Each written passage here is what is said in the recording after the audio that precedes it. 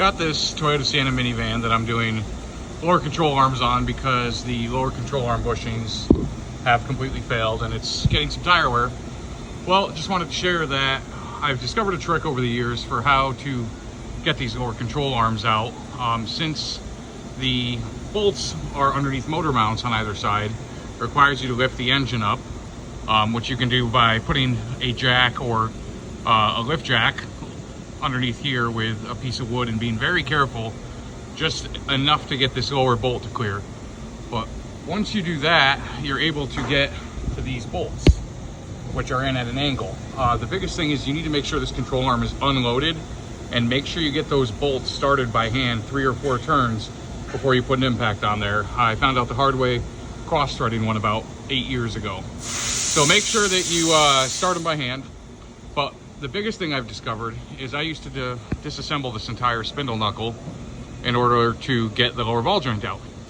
Well, if you carefully pull the axle nut and then pull the lower ball joint, unbolt it from here, unbolt these 3 bolts from here and then here, drop the lower ball joint out. You can stick it out this way and then you can get a ratchet strap on to pull it out of the way, which allows this control arm to be fully unloaded for you.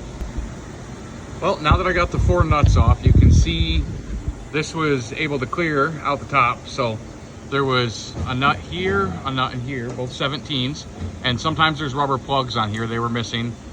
Another 17 here, and then I believe a 19 up here. So that motor mount just lifts out like that. I did also have to take the nuts out on this motor mount in order to get the engine to lift up high enough. Those are 3 14 millimeters.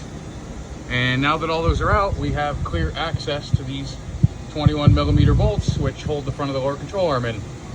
Hope this video was helpful. Just reassemble the opposite order. Make sure as you're lowering the motor down that all your studs are getting in the holes properly. And also do not over tighten these because they will snap. Then you'll have to replace the motor mount. But hope you found this video helpful. If you did, like and subscribe. Have a blessed day.